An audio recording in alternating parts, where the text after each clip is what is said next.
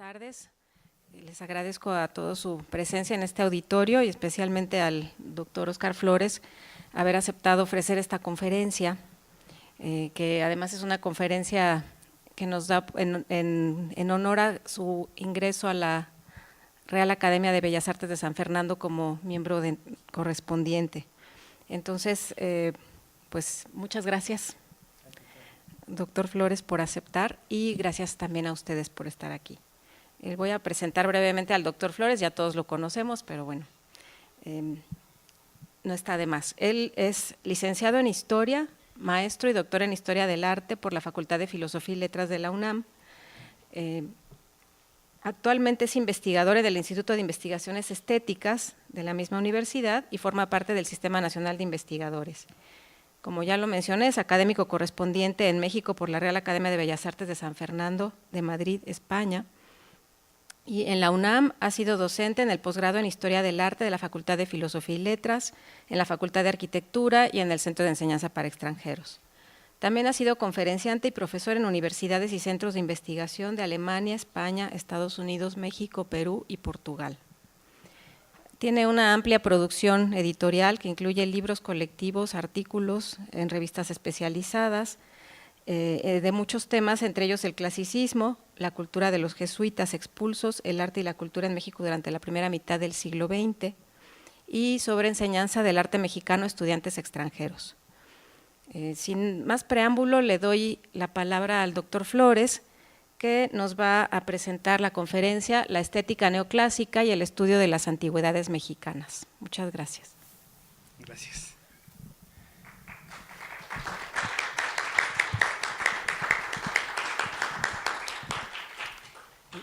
Buenos días, para mí es un gusto estar aquí con ustedes en el CEPE y el día de hoy les voy a dar una conferencia que está dedicada al estudio de la estética neoclásica y la manera en la que estas ideas repercutieron en el estudio de las antigüedades mexicanas desde el siglo XVIII hasta mediados del siglo XIX. Hablar de clasicismo en México implica necesariamente remitirnos al ámbito español, concretamente a la época en la cual ya la dinastía borbónica gobierna España, todos sus territorios de ultramar de alguna manera se ven influidos por todas estas ideas de vanguardia que poco a poco empiezan a permear no solamente a España, sino todos los ámbitos que de alguna manera estuvieron vinculados con ella, desde el ámbito cultural hasta el ámbito político. Nuevos vientos intelectuales corren por Europa. Estamos hablando de los momentos en los cuales la Ilustración está en la mente de todos los intelectuales. Se está gestando la gran empresa cultural del siglo XVIII, que será la Enciclopedia. Y en el caso de España, estas ideas, a diferencia de lo que sucederá en países como Francia, como Italia o como Inglaterra, las ideas ilustradas irán llegando poco a poco, de manera paulatina, pero no por ello dejarán de ser importantes. En el caso que nos ocupa, para poder entender el estudio de las antigüedades, primero en España y cómo van a repercutir en el ámbito americano, pues tenemos que remitirnos al gobierno de Felipe V, cuando instaura, a semejanza de el ámbito francés, las distintas academias. La primera será la Academia de la Lengua, la segunda la Academia de la Historia, que es justamente la que estamos viendo proyectada aquí, y la tercera, que estará vinculado al mundo de la estética, será la Real Academia de Bellas Artes de San Fernando. Es importante señalar esto porque el hecho de que se funde una academia dedicada a la historia, esto será fundamental porque implicará la institucionalización de una forma de conocimiento, en este caso la historia, pero desde sus inicios se le dará una gran importancia a la creación de lo que será el Gabinete de Antigüedades, un gabinete que estará dedicado a el coleccionismo de monedas, de camafeos, de esculturas, pero sobre todo de manuscritos, motivo por el cual actualmente en el acervo de esta academia España se conservan algunos códices y manuscritos de época prehispánica y algunos de época posterior a la conquista, de tal manera que esto será muy importante para que en el siglo XVIII todos estos estudiosos de la cultura indígena que poco a poco empiezan a aparecer en España, pues empezarán a relacionarse con el mundo precolombino, pero sobre todo lo harán a partir de manuscritos originales y también a partir del estudio de objetos materiales que también empezaban a incorporarse al acervo de la academia. Eso es importante porque hasta el siglo XVIII todas las referencias que se tenían en España y en general en Europa del mundo precolombino generalmente estaban basadas en las crónicas de los conquistadores, especialmente de la crónica de Antonio de Solís, y que fue la que tuvo mayor importancia, la de López de Gómara y desde luego las cartas de relación de Hernán Cortés. De tal manera que el hecho de que se instaure un gabinete de antigüedades en la Academia de la Historia dará pauta para que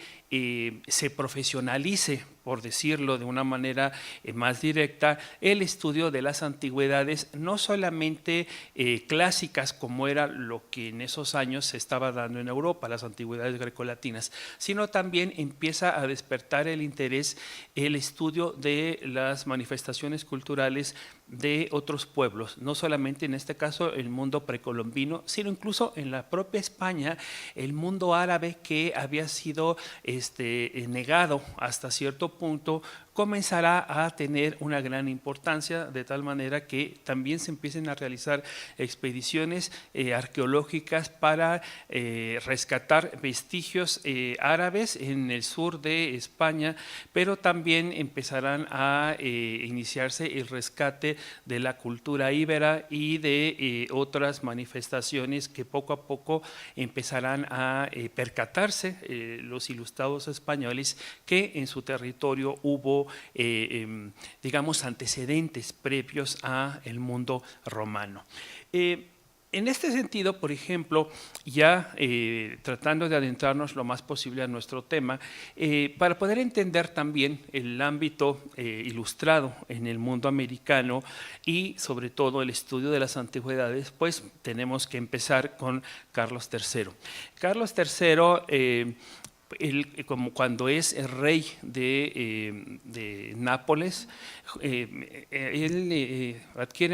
toma matrimonio con María Amalia de Sajonia. Esto es muy importante porque estamos hablando de una alianza matrimonial con una de las casas reinantes más importantes de Europa. Y para el caso de las antigüedades es todavía más importante por el hecho de que la corte de Sajonia no solamente desde el Renacimiento había sido una de las cortes más cultas y refinadas de toda Europa, sino también porque las primeras antigüedades que van a ser descubiertas en Herculano, al poco tiempo de que es descubierta, van a ser justamente enviadas por parte de su descubridor como un regalo al elector de Sajonia. Se trata de un grupo de 6 esculturas que se conocen como las herculanenses, que inmediatamente se van a incorporar a la colección de arte del elector de Sajonia, en donde poco tiempo antes se había incorporado la Madonna Sixtina de Rafael, de tal manera que en un corto lapso de tiempo Sajonia se convierte en una de las cortes más importantes a partir de su colección de arte. Y además algo que es importantísimo de señalar es que esta colección inmediatamente será abierta al público, con lo cual estamos viendo el nuevo carácter que va a imperar en algunas de las cortes, sobre todo en el centro de Europa. Esto se los comento por el hecho de que esta alianza entre Carlos III y María Amalia de Sajonia será fructífera en muchos aspectos, pero en el ámbito de las antigüedades lo será, sobre todo porque en este reino se descubren pues, las dos ciudades romanas, Pompeya y Herculano, pero también María Amalia ya tenía el precedente de venir de una corte en donde el gusto por las antigüedades clásicas ya era un referente obligado, de tal manera que, contrariamente a lo que había sucedido anteriormente, Nápoles que sería un reino marginal en la Europa ilustrada, con este hecho pasará a formar parte del grupo selecto de reinos, no solamente no ricos en cuanto a recursos económicos, pero sí en cuanto a la cultura que se va a desarrollar justamente en su interior. Y pues en este caso hablar de Carlos III es hablar de los descubrimientos de Pompeya y Herculano. Esta gran empresa, por ejemplo, tendrá una repercusión tan grande que, a semejanza de este gran proyecto editorial que fue la Enciclopedia de D'Alembert y de Diderot, en el caso de Carlos III, él, consciente de la importancia que tenían las excavaciones y los descubrimientos que se estaban dando, él concibe varias empresas importantes. Una de ellas fue la creación de la Academia Herculanense, una de las primeras academias científicas dedicadas al estudio de las antigüedades clásicas. Otra de las variantes de este proyecto será la creación de un gran proyecto editorial que será la Antiquità de Ercolano Esposti, en el cual constará de una serie de 9 volúmenes en gran formato, que estaba en una edición que estaba fuera de venta. Los ejemplares eran un regalo regio, el rey era el único que podía disponer de ellos, él los enviaba desde luego a todas las cortes, pero también con un espíritu ilustrado. Él se preocupó de que las principales bibliotecas de Europa y las principales universidades, así como todos aquellos personajes que tenían un lugar importante en el ámbito intelectual, lo poseyeran, de tal manera que personajes como Winkelmann, por ejemplo, o José Nicolás de Azara van a poseer en sus bibliotecas privadas estos volúmenes. Algo que también es importante es que, además de la publicación, además de la creación del museo, había una conciencia por parte de Carlos III de la significación que tenían esos descubrimientos. Hay que recordar que en el Renacimiento hay una gran cantidad de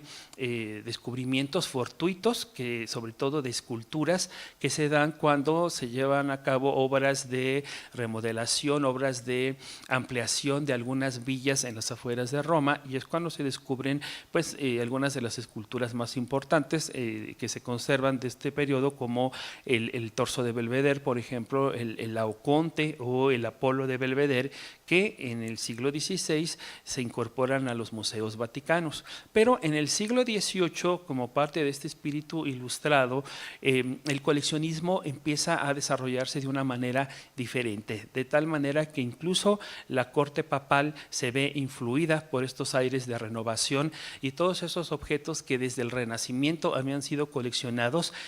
pasarán a una nueva forma museográfica de ser exhibidos, de tal manera que se formará un museo compuesto a partir de 2 colecciones papales, que recibirá el nombre de Museo Pío Clementino, que será el repositorio más importante de escultura clásica hasta la primera mitad del siglo XVIII, porque con las excavaciones y con las exploraciones que posteriormente se desarrollarán por parte de distintas personalidades, muy pronto, por ejemplo, colecciones en Alemania, como en la del rey de Baviera, como la del elector de Sajonia o como la del rey de Prusia, tendrán colecciones que competirán precisamente con la del Museo Pío Clementino. Ahora bien, Y cuando hablamos de Pompeya, cuando hablamos de Herculano, puede parecer hasta cierto punto un tema bastante alejado del ámbito mexicano. Sin embargo, esto no fue así, y la prueba que tenemos es que a mediados del siglo XVIII, justamente en una de los impresos aislados que nos han llegado, se da noticia de los descubrimientos de Herculano. Estamos hablando de 1748, es decir, solamente unos cuantos años después del descubrimiento de la ciudad de Herculano, se da a conocer en México, en la Ciudad de México, capital del Virreinato de la Nueva España, se da a conocer una noticia que podríamos considerar demasiado especializada. En realidad era una nota que a su vez retomaba otra nota del Mercurio francés. Esta era una práctica muy habitual en el periodismo de la época, pero lo que es significativo es que en este año se da la noticia y al año siguiente se publica una segunda parte en donde se da continuación a las noticias que se habían tenido cuenta. Actualmente hay una polémica en torno a este impreso. Hay quien lo considera que es un impreso apócrifo, no porque no se haya hecho en el siglo XVIII, sino que la noticia no necesariamente sea verídica. Pero independientemente de que esto lo sea o no, no quita la importancia de que si en el siglo XVIII con mayor razón se está publicando una noticia falsa sobre exploraciones verdaderas, eso es porque había un público que era lo suficientemente receptivo para poder aceptar este tipo de publicaciones. Pero además esta publicación está dándose en un ámbito culto, en un ámbito altamente receptivo para las antigüedades. Ya desde mediados del siglo XVIII en la Nueva España empiezan a llegar algunos sabios europeos, como es el caso de Lorenzo Boturini, quien se da a la tarea de localizar una gran cantidad de manuscritos indígenas, objetos, de tal manera que él logra conformar lo que él le llamó el Museo Indiano, que había sido concebida con la idea de un museo ilustrado. Por diversas razones, el personaje cayó en desgracia en el virreinato, lo acusan de espía, le dan muchas noticias que tienen que ver con malas… había maledicencia, digamos, por muchos personajes, en este caso vinculados al gobierno, de tal manera que él es apresado, es enviado a España y su colección se queda aquí olvidada en el Palacio de los Virreyes. La suerte, de alguna manera, es que hay algunos personajes como Mariano Fernández de Echeverría y Beitia, que él había conocido justamente a Lorenzo Boturini en España. Estando en México, él tiene la noticia de estas obras que él había dejado en el palacio, y él, antes de su destrucción, va a estudiar muchos de los materiales de Boturini y que él va a incorporar posteriormente en la historia de las antigüedades mexicanas, que de él todavía se conserva. Al mismo tiempo también tenemos otros personajes como el cardenal Lorenzana, que él en España anteriormente había tenido un gusto por estudiar y por coleccionar antigüedades árabes, antigüedades romanas, y estando en la Nueva España, él también se da a la tarea de realizar por una parte adquisiciones, siendo él el arzobispo, va a tener esa facilidad, pero también va a realizar una nueva edición de las cartas de relación de Hernán Cortés, lo cual implicó una renovación en la manera en la que se vio el texto de Hernán Cortés dentro de un contexto ya ilustrado, porque además algo que es interesante es que esta nueva edición de Lorenzana estuvo enriquecida con nuevas ilustraciones, esto sí ya imbuidas por el espíritu ilustrado que veremos a lo largo de los grabados que se van a incluir en la composición.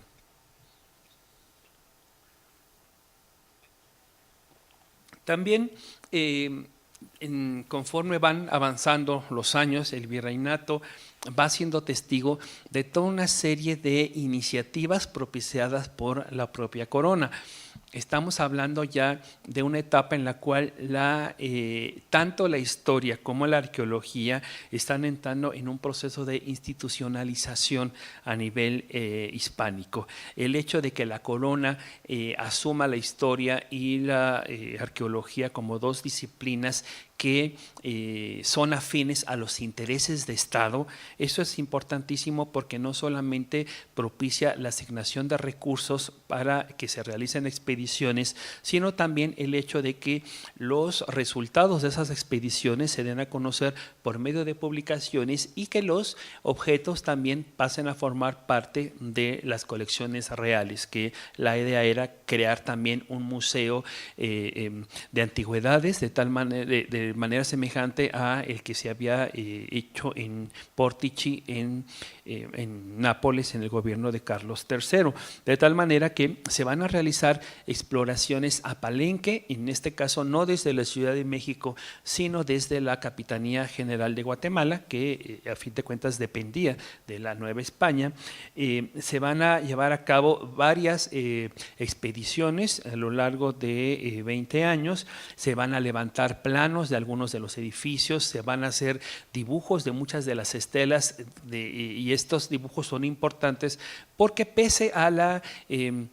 libertad que los dibujantes pudieron haberse tomado, de alguna manera son el testimonio de muchos de los objetos que desafortunadamente con el paso del tiempo se perdieron, sea por el saqueo o sea por las condiciones climáticas de la zona que degradaron continuamente estos objetos. Pero lo que es fundamental para poder entender cómo el mundo neoclásico va a impactar en las antigüedades mexicanas y su estudio es el hecho de que se empiezan a realizar algunas publicaciones en lo que ya podemos considerar algunas de las primeras revistas científicas en la Nueva España, que era la Gaceta de Literatura. En una de ellas, José Antonio Alzate va a publicar una descripción de las antigüedades de Xochicalco, que será muy importante porque, como veremos posteriormente, un jesuita expulsado, Pedro José Márquez, realizará una traducción de este texto y permitirá que en Europa se conozcan estas antigüedades que hasta este momento eran completamente desconocidas. Muy cercano en espíritu al de Alzate tendremos la publicación de la descripción de las dos piedras realizada por Antonio de León y Gama. Esto hablaré más adelante de ello, pero bueno, adelanto con motivo de unas obras de remodelación en la Plaza Mayor de la Ciudad de México se van a descubrir varios monolitos. Los más importantes, las llamadas dos piedras, serían la Piedra del Sol y la Coatlicue. Y esto será decisivo en el desarrollo que tendrá el gusto por las antigüedades en la Nueva España, porque por primera vez se tomará la decisión de no enterrar esas piedras, de no destruirlas. Los sabios novohispanos, tanto León y Gama, Alzate e incluso algunos arzobispos darán la voz de alarma y dirán que si en la culta Europa se están estudiando y se están coleccionando las antigüedades de los pueblos de la gentilidad, lo mismo debería de hacerse con las de los antiguos mexicanos, de tal manera que de acuerdo con la interpretación que en ese momento se da, se considera que la Piedra del Sol, por ser un calendario, ahí es donde por primera vez se cree que se trata de un calendario, un monumento de tipo civil, se le destinará a permanecer en el exterior y se colocará en la torre de la catedral, mientras que la Coatlicue, al ser la representación de una divinidad, se va a albergar en el patio de la universidad. Bueno, pero dentro de este mismo ámbito empezará también a haber una serie de exploraciones, les repito, por parte de la corona. En este caso, Guillermo Dupé, un capitán de dragones luxemburgués ya retirado, gracias a la formación militar que él tenía, empieza a realizar expediciones a lo largo del territorio y él va a aplicar algunas, él va acompañado de dibujantes, va acompañado de un equipo bastante grande de personas y esto va a repercutir en la creación de varios álbumes de estampas que el objetivo era primero que fueran enviadas al rey y después propiciar una edición de manera semejante a las que se habían hecho en Nápoles con las antigüedades de Herculano. En este caso, pues desde luego, para poder entender todo esto que está pasando, debemos entender la importancia que Carlos III, que ya para este momento podemos retomar pues este epíteto que en los últimos años se le ha dado como no solamente el mejor alcalde de Madrid, sino el rey arqueólogo, porque efectivamente muchas de las grandes empresas culturales que él acometió no solamente estuvieron vinculadas con la arqueología de Pompeya y de Herculano, sino también con algunas realizadas en el ámbito americano, sobre todo las de Palenque y las de Veracruz que llevó a cabo Dupé, sino también algunas que se realizaron, como ya he dicho, en el sur de Italia. En este caso, pues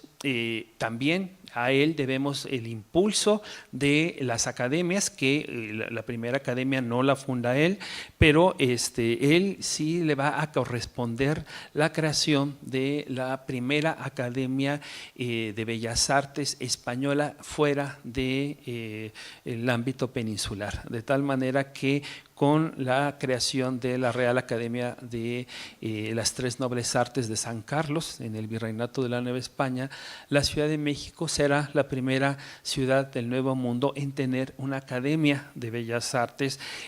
más de 20 años antes de la creación de la Academia de Filadelfia y de otras que posteriormente se crearían en el continente. Pero también esto es importante resaltarlo porque si bien la creación de la Real Academia de la Historia y su Gabinete de Antigüedades marcó la institucionalización de la historia y de la arqueología. En el caso de la Academia de San Fernando, esto conlleva la institucionalización de las artes y con ello implica la difusión de las ideas neoclásicas, en este caso, que fueron sobre todo difundidas a partir de los escritos de Winckelmann, quien será el gran teórico del neoclasicismo, que justamente había iniciado su carrera en la corte de Dresde, de la cual ya hemos hablado, pero también, si bien él será el teórico a partir de sus libros, a partir de las pinturas será Anton Raphael Mengs, también un pintor alemán, el que marque el rumbo que tendrá el arte a nivel europeo y por consiguiente tendrá cierta repercusión en el ámbito de la Nueva España. Ya he hablado de esta creación. La Nueva España, así como no era ajena al gusto de las antigüedades, tampoco era ajena al gusto de las artes, de tal manera que cuando se funda la Real Academia de Bellas Artes de San Carlos en la Ciudad de México, si bien estamos hablando de un ámbito en el cual las ideas barrocas todavía estaban profundamente arraigadas, poco a poco habían ido llegando libros, habían ido llegando pinturas que ya estaban imbuidas de ese espíritu ilustrado que caracterizará el arte que se desarrollará en la Nueva España en el último cuarto del siglo XVIII. De tal manera que, bueno, conservamos algunas fotografías antiguas de lo que fue esta academia, tenemos idea del tipo de obras que tuvo en sus inicios, muchas de ellas eran obras europeas que estaban en los conventos, otras fueron encargadas expresamente por parte de los directores de la academia y en este sentido es importante hacer, digamos, un paréntesis dentro de las antigüedades mexicanas de las cuales habíamos estado hablando, para hacer referencia a cómo este espíritu ilustrado, cómo este gusto por el arte neoclásico, al desarrollarse en el seno de la Academia de San Carlos, contribuirá también posteriormente a un mayor gusto por estos objetos materiales de las culturas prehispánicas y sobre todo la manera en las cuales éstas pasarán a formar parte de un imaginario cultural de la joven república. En este caso, digamos, cuando vemos los retratos de algunos de los primeros profesores que estarán en la Academia de San Carlos, Rafael Jiménez Planes, por ejemplo, nos ha dejado este retrato de Jerónimo Antonio Gil, quien para el ámbito de la academia será fundamental porque gracias a él llegarán una gran cantidad de materiales artísticos. Él, por ejemplo, va a ser autor de una traducción del libro de Odrán, es uno de los libros neoclásicos que mayor repercusión tendrá para el estudio de la estatuaria clásica en el ámbito europeo, y el hecho de que al director de la academia, que se haya elegido como director de la academia a un personaje de este talante intelectual, nos habla de la importancia que el rey concedió a esta academia. Con Jerónimo Antonio Gil, sabemos, llegará una gran cantidad de objetos artísticos, entre ellos estará una remesa de yesos muy importante en 1790, entre los cuales se encontraba pues el conjunto escultórico del Laoconte. Aquí en estas remesas fueron 122 yesos que llegan en este momento. Imaginen ustedes lo que implicaba hacer el vaciado de una escultura de tamaño natural, hacerlo en escayola, trasladarlo a lo largo de un viaje marítimo de varios meses, posteriormente atravesar un territorio inhóspito en muchos aspectos, montañas, bosques, valles, hasta que llegara a la Ciudad de México y desde luego, sabemos que muchas de estas obras llegaron rotas, de tal manera que él se encargará de restaurarlas, y para la siguiente ocasión él pedirá expresamente que así como le manden esculturas completas, algunas se las manden en partes, tal y como era una práctica común que se hacía en Europa, sobre todo cuando se hacían vaciados que iban destinados a las academias alemanas, a las academias, por ejemplo, en el Reino Unido, en Escocia, en Dublín, en Londres. Se enviaban muchas veces en partes y de esa manera se preveía el deterioro que inevitablemente con el trayecto iban a sufrir.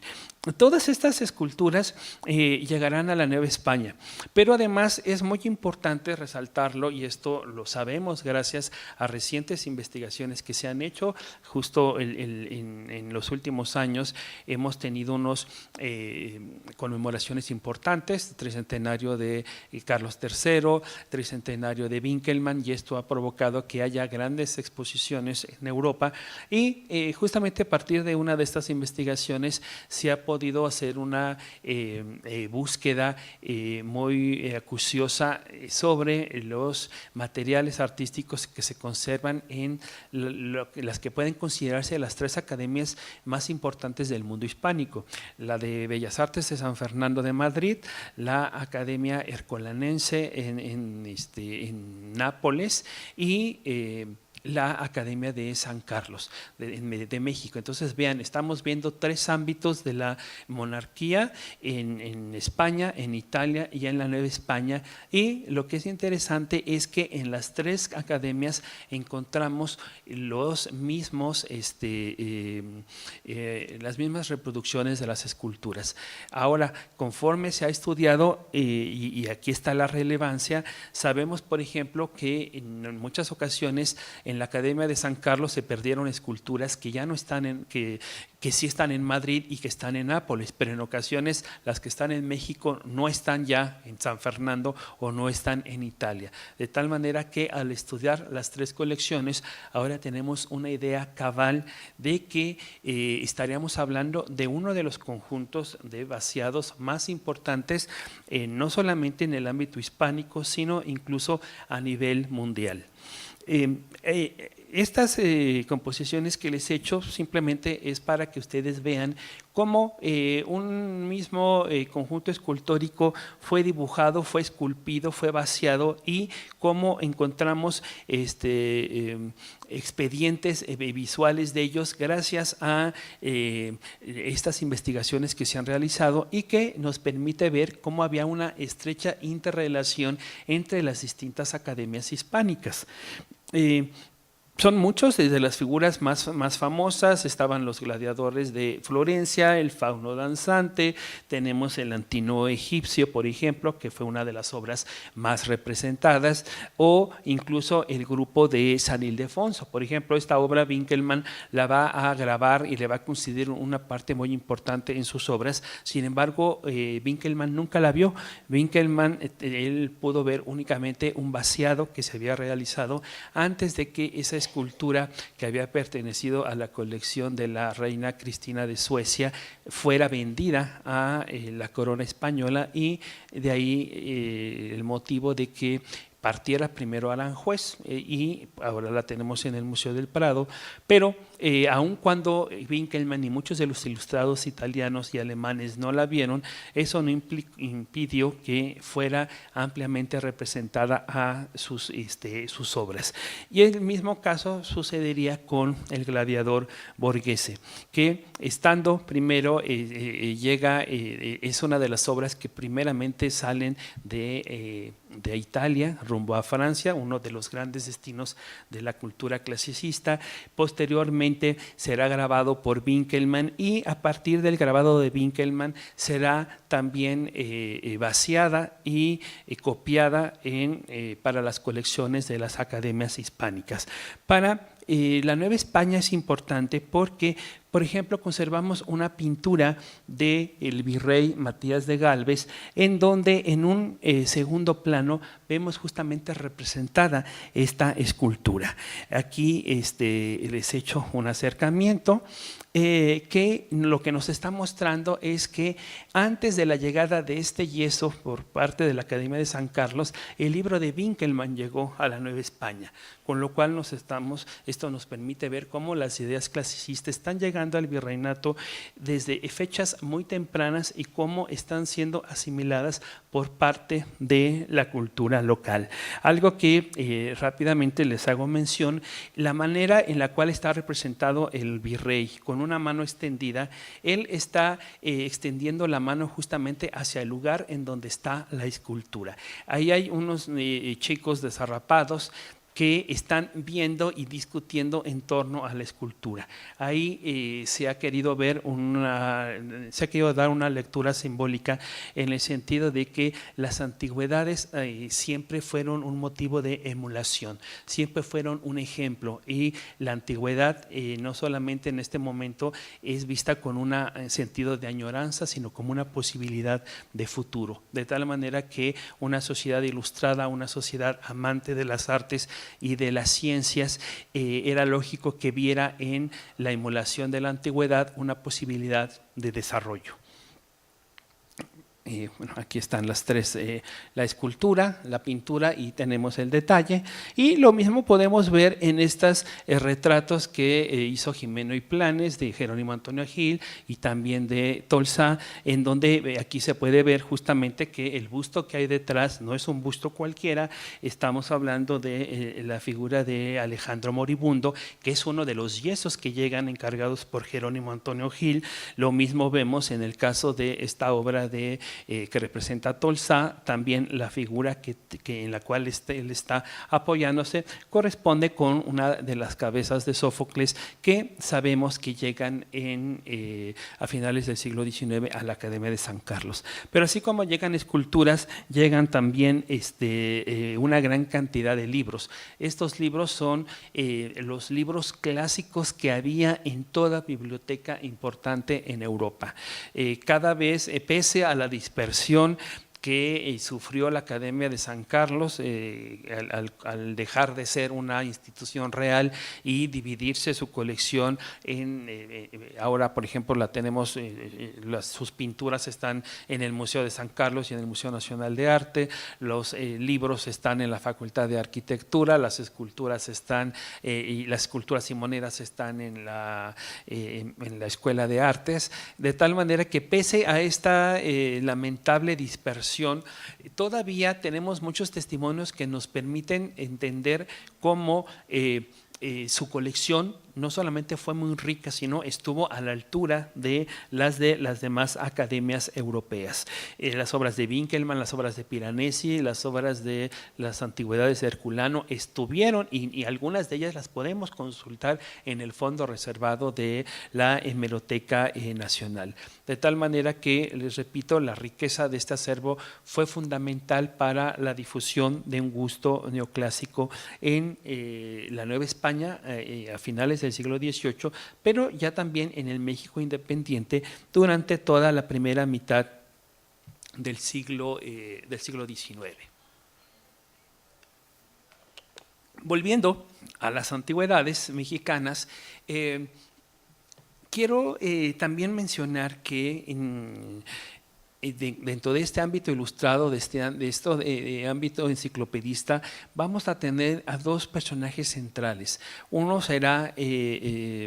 Clavijero, quien justamente con su historia antigua de México será el primero en lanzarse a la defensa de América en lo que se ha conocido como la disputa del Nuevo Mundo, cuando ilustrados como de Poe, Raynal, Buffon denigraban al Nuevo Mundo, ellos se lanzan a través de la cultura, y Pedro José Márquez, otro de los jesuitas expulsos, lo hará desde Roma, lugar en el que vivirá por casi 50 años. Él en Roma estudiará primero las antigüedades romanas, ahí va a publicar varios libros que fueron tan importantes que van a ser incluidos en las principales bibliotecas, pero también en muchos de los libros que se van a publicar justamente en esos años. Él no será un diletante, no será únicamente un mero aficionado, él va a participar en excavaciones y producto de sus lecturas, de sus relaciones con algunos de los personajes más cultos que visitaban la Roma del Gran Tour, él escribirá estos libros y participará en grandes discusiones. Por ejemplo, en esos años se discute acerca del orden dórico, que era considerado, de acuerdo con las últimas investigaciones de la época, como el orden más antiguo, y el hecho de que en Paestum, una ciudad al sur de Italia, se hubieran localizado algunos templos con este soporte, daba la posibilidad de que los griegos no fueran los autores del arte, los iniciadores de la arquitectura como se pensaba, sino que en la propia Roma también compartían esa misma autoría. Pedro José Márquez contribuirá con un libro dedicado al orden dórico, que es toda una disertación histórico, estética y filosófica en torno a este soporte, y lo que es importante es que él no solamente va ahí a hablar de la aportación que griegos y romanos hicieron a la historia de la arquitectura, sino también los antiguos mexicanos, y de tal manera que al hacerlo él va a darles un lugar en la historia a los pueblos prehispánicos, como por el hecho de compartir un sustrato cultural común. Y esto derivaba desde luego de las ideas de Winkelmann, que él en su historia del arte, por primera vez, para poder justificar que los griegos fueron los iniciadores del arte, tiene que remontarse a los antecedentes. Entonces él estudia el arte egipcio, el arte de algunos pueblos mediterráneos, para poder llegar llegar al ámbito griego y romano. Pero al hacerlo, él por primera vez va a poner un concepto que será fundamental para el estudio de la estética en el siglo XVIII, que es la relatividad de las artes, en el sentido de que todos los pueblos van a hacer distintas manifestaciones artísticas a partir del entorno en el que ellos viven y sobre todo a partir de las necesidades que ellos tienen, de tal manera que la arquitectura y el arte en general debe de ser entendido dentro del contexto en el cual se produjo. Y esto lo entiende muy bien Pedro José Márquez, porque él, cuando se lance a la defensa del arte prehispánico, justamente lo hará equiparándolo con el mundo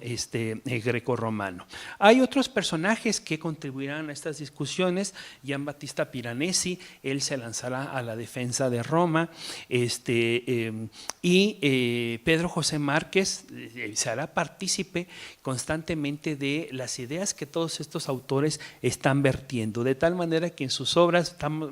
las obras de Márquez se puede decir que son un espejo en el cual la estética neoclásica siempre va a estar presente y nos va a permitir reflejar el mundo prehispánico a partir de determinados elementos. Así, por ejemplo, en la villa de Plinio, en un libro dedicado a estudiar la villa de este autor romano, él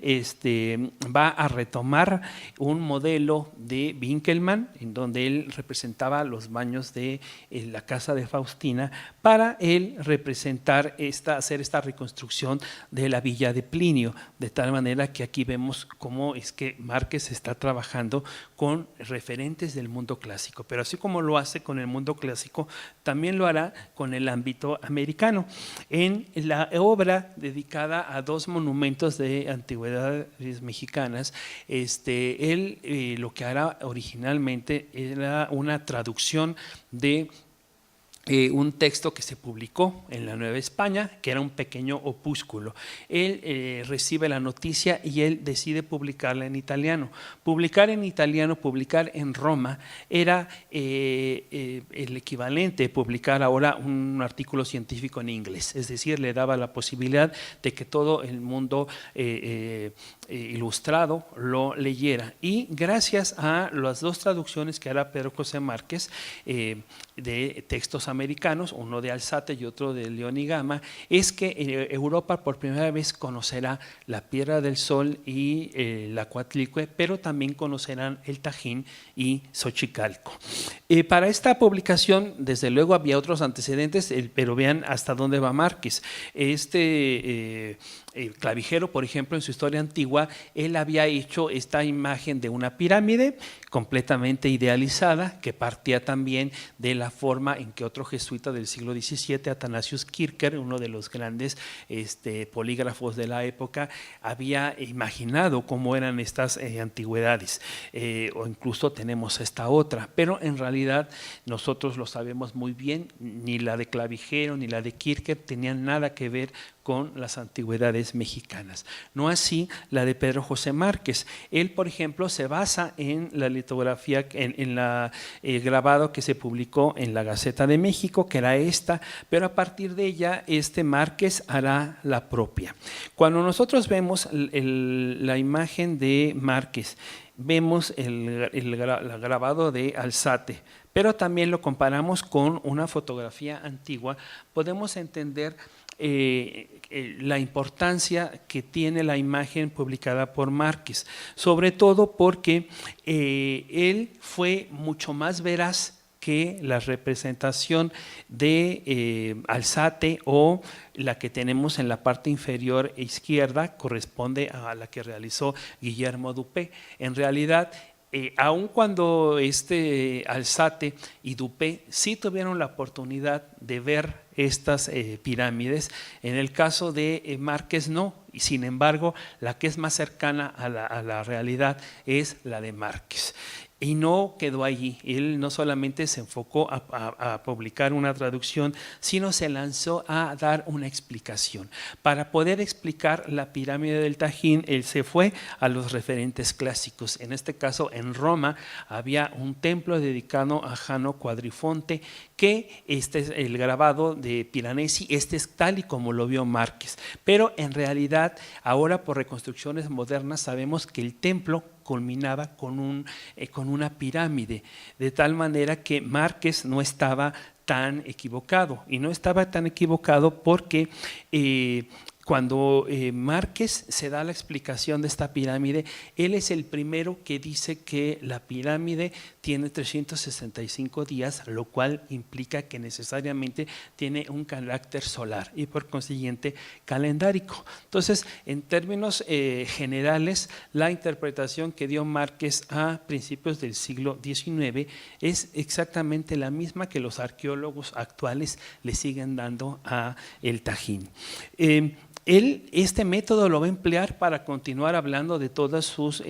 obras. Winkelmann estará presente, sus monumentos antiguos inéditos, publicará varias imágenes y este es el referente que Márquez va a utilizar para hablar, por ejemplo, de las obras de Xochicalco. Vean cómo hay una misma estética, es la que está presente en el tipo de grabados que se están haciendo.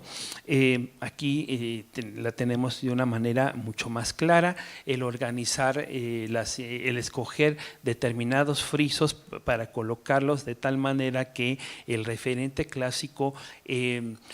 le daba de alguna manera legitimidad. Lo que Márquez está haciendo no solamente es mostrar su conocimiento del mundo prehispánico, sino también está mostrando el conocimiento de la cultura enciclopedista que en ese momento se está dando. Entonces,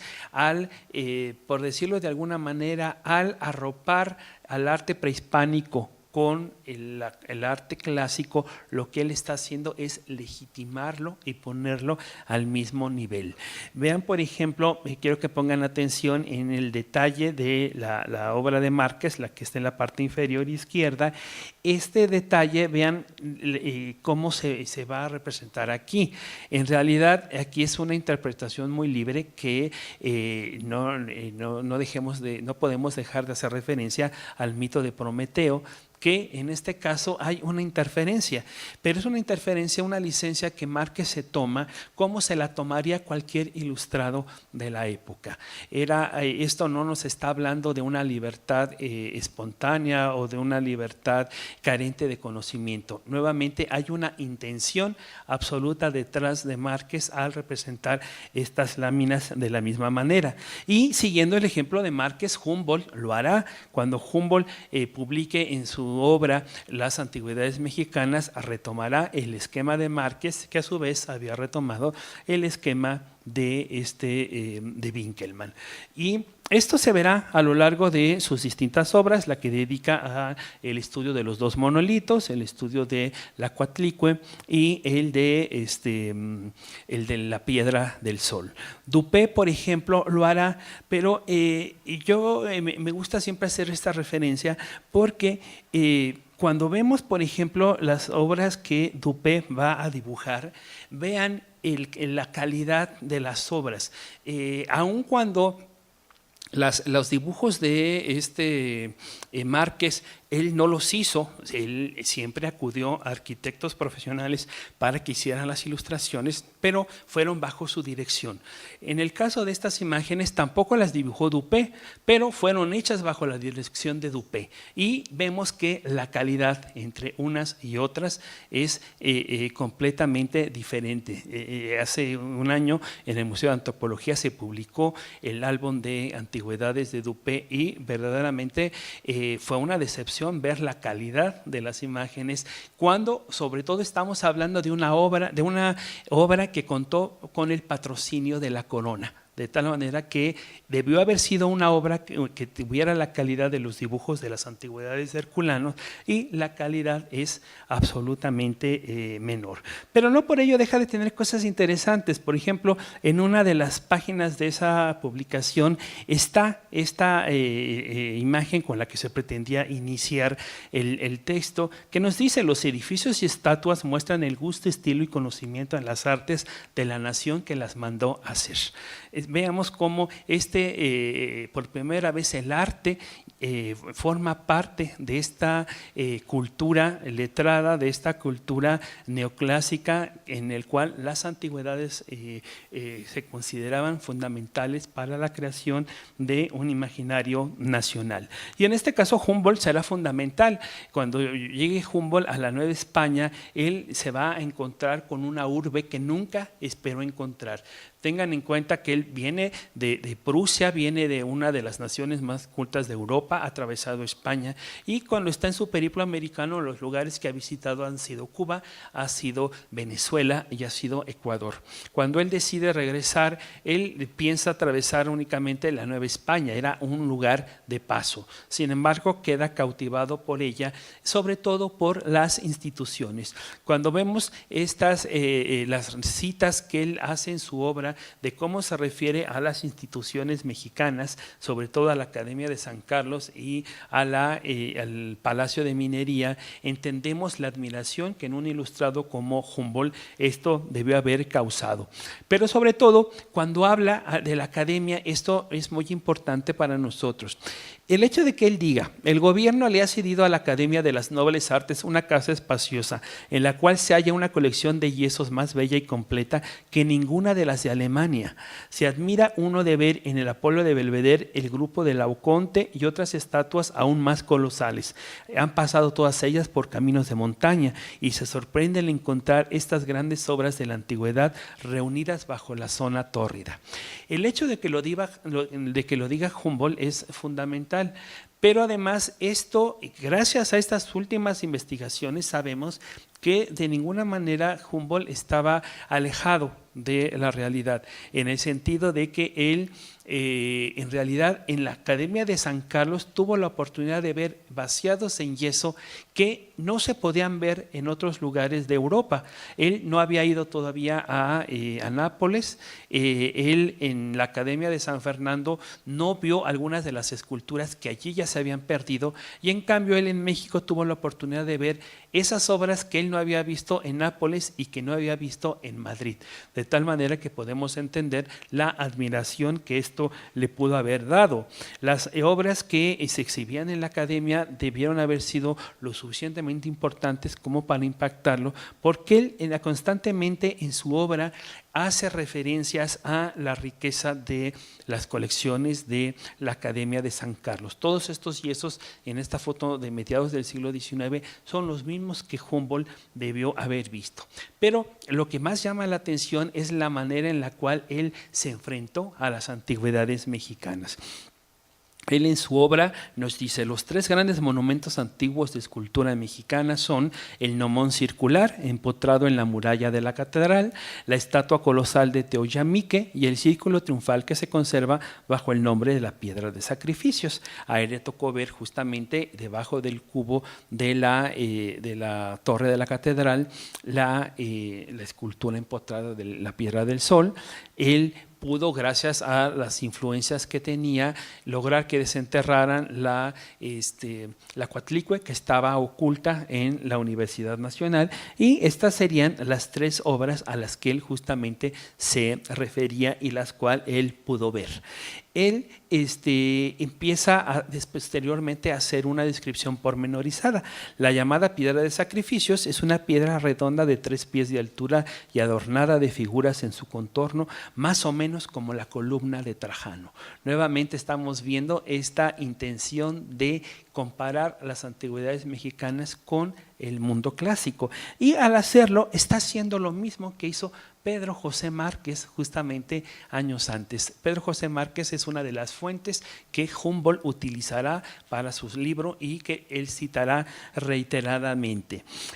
También él en su texto dice: en el edificio de la Academia, o más bien en uno de sus 6 patios, deberían reunirse los restos de la escultura mexicana y algunas estatuas colosales de basalto y de pórfido cargadas de jeroglíficos aztecas y que presentan ciertas analogías en el estilo egipcio e hindú. Sería una cosa muy curiosa colocar estos monumentos de los progresos intelectuales de nuestra especie, estas obras de un pueblo semibárbaro, habitante de los Andes mexicanos, al lado de las bellas formas nacidas bajo el cielo de la Grecia y de la Italia. Esto es lo que Humboldt proponía que se hiciera. Estamos hablando de una idea sumamente vanguardista para su momento. Pensemos que él, con todo el espíritu ilustrado que trajera, él todavía no podía ver las antigüedades mexicanas como obras de arte. Todavía pasarán 200 años para que se consideren como tal. Todavía nuestros objetos prehispánicos no están en un museo de arte, están en un museo de antropología que se hizo en los años 60. Entonces vean ustedes la modernidad de Humboldt. Pero además el hecho de colocar a estas obras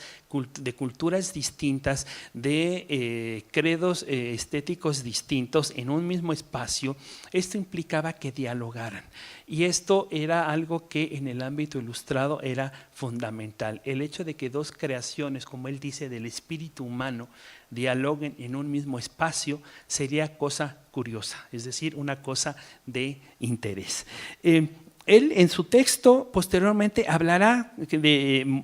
incluirá muchas representaciones de esculturas, de objetos de que él coleccionó y que él llevó a Prusia. Aquí está la piedra de sacrificios que él vio y que él incluyó en uno de sus libros. Y de acuerdo con el espíritu de Humboldt y de todos estos ilustrados, por ejemplo, en 1824 en Londres, en el centro de Londres, en Piccadilly Circus, se va a montar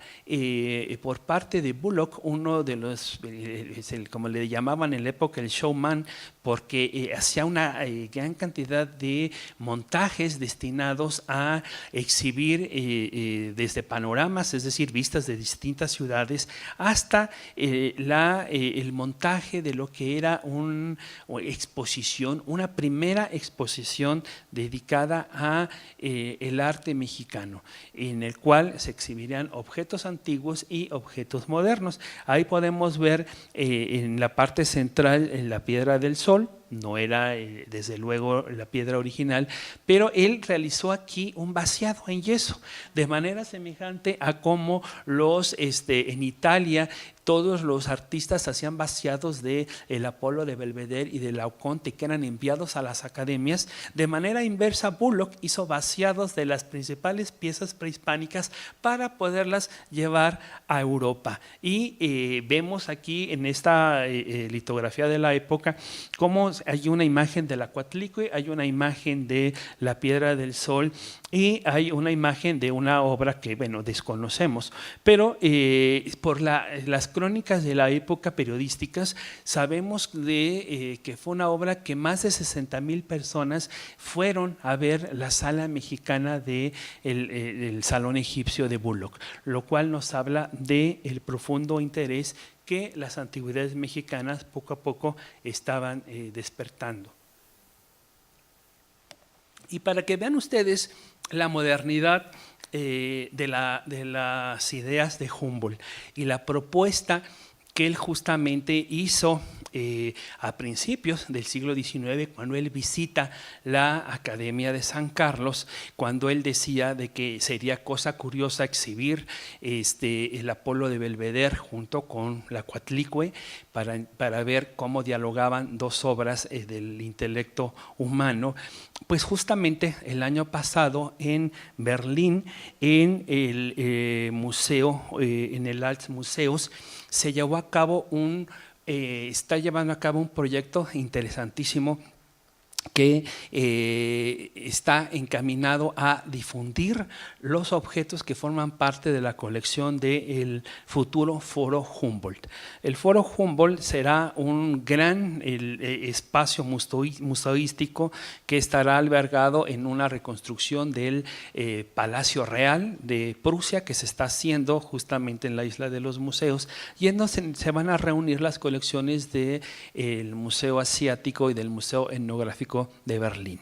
Y el proyecto se llama Nuestros Nuevos Vecinos. Y se llama Nuestros Nuevos Vecinos porque en la Isla de los Museos justamente están exhibidos todas las grandes obras de la antigüedad clásica. En esta rotonda vemos justamente todos los dioses del Olimpo. Y justamente lo que la frase en alemán dice es justamente el dios Shiva conoce a todos los dioses, visita a todos los dioses del Olimpo. Entonces, imagínense lo que en este caso implicó que al centro de la rotonda del Altmuseum de Berlín se ponga a Shiva rodeado de todos los dioses del Olimpo. Se está propiciando un diálogo cultural de la misma manera que Humboldt estaba proponiendo. Y dentro de esta serie de Nuestros Nuevos Vecinos, pues están también los dioses prehispánicos. De tal manera que aquí vemos esta instalación en donde está la figura de un faraón y debajo está una serpiente emplumada. De tal manera que si Shiva visita a los dioses del Olimpo, la serpiente emplumada conoce a un emperador egipcio, de la misma manera que una princesa maya tiene contacto por primera vez con una princesa egipcia. Esta iniciativa que estamos viendo en el año 2017 es exactamente lo mismo que Humboldt propuso en el año de 1804, cuando conoce la Academia de San Carlos y propone justamente la reunión de todos estos objetos. Ya para terminar, brevemente les quiero señalar cómo estas ideas que tampoco hubieran sido posibles ni en Humboldt ni en el padre Márquez sin la presencia de las obras de Winckelmann, influyó reiteradamente en la conformación y en la consolidación de un imaginario de tipo precolombino para la creación de la cultura mexicana. Cuando se lleva a cabo la creación del nuevo Museo Nacional en el siglo XIX, pues se van a albergar en un solo sitio todas estas obras. Posteriormente se les tratará de dar forma. Esta imagen se las presento porque como una de las iniciativas culturales del momento en México y sus alrededores, se va a incluir esta portada influida notablemente en cuanto a composición por la obra de Piranesi. Pero esta obra es a la que quería yo llegar. En la segunda edición de México y sus alrededores, a partir de una publicación que Eduard Pangré había realizado en París acerca de las antigüedades mexicanas y en donde la estampa carecía completamente de la calidad y de la veracidad que los objetos prehispánicos deberían de tener, de manera semejante a como Clavijero y Márquez en el siglo XVIII se lanzan a la defensa de América. En el siglo XIX, Casimiro Castro, pero sobre todo el personaje que está detrás, que es Fernando Ramírez, director del Museo Nacional, se lanzará a la creación de una estampa en donde se van a reunir los principales monumentos que formaban parte del acervo del Museo Nacional, y allí los va a ilustrar, pero también dará una explicación acerca de cada uno de ellos. El referente, desde luego, lo encontramos primero en la obra de Winckelmann, lo encontramos también en la obra de Piranesi, de tal manera que cuando vemos, comparamos la obra de Casimiro Castro y la vemos al lado de la de Piranesi y la de Winkelmann, podemos ver cómo forman parte de una misma cadena en la cual cada eslabón ha contribuido a crear no solamente un gusto por las antigüedades, sino también ha contribuido a la conformación de una identidad nacional que repercutió posteriormente en distintas publicaciones como el Atlas de Rivera Cambas, en donde vemos el territorio nacional rodeado de los principales objetos materiales. Estamos hablando de un momento en el cual no podemos entender la cultura nacional, la cultura mexicana, sin la presencia de las antigüedades mexicanas. Y esto no podía haber sido sin la participación de los principales ilustrados, desde Alejandro de Humboldt, desde Francisco Javier Clavijero y desde luego Pedro José Márquez. Por eso, cuando vemos esta imagen con la que termino, cuando Humboldt decide publicar su obra y encarga esta estampa que representa a Minerva y a Mercurio, que están consolando a América por los daños ocasionados por la conquista, lo que estaríamos viendo sería justamente un acto de concordia, en el cual el nuevo mundo, en el cual el viejo mundo se disculpa ante América, no solamente por las barbaridades de la conquista, sino también lo que en este caso es interesante es que el vínculo o el instrumento que permitirá esa reconciliación será precisamente el mundo clásico. De tal manera que aquí podemos sintetizar cómo la estética neoclásica no solamente contribuyó a difundir un gusto por el arte grecorromano en América, sino que la estética neoclásica fue el vehículo que propició el gusto y reconocimiento de las antigüedades mexicanas y con eso la conformación de un imaginario nacional. Muchas gracias.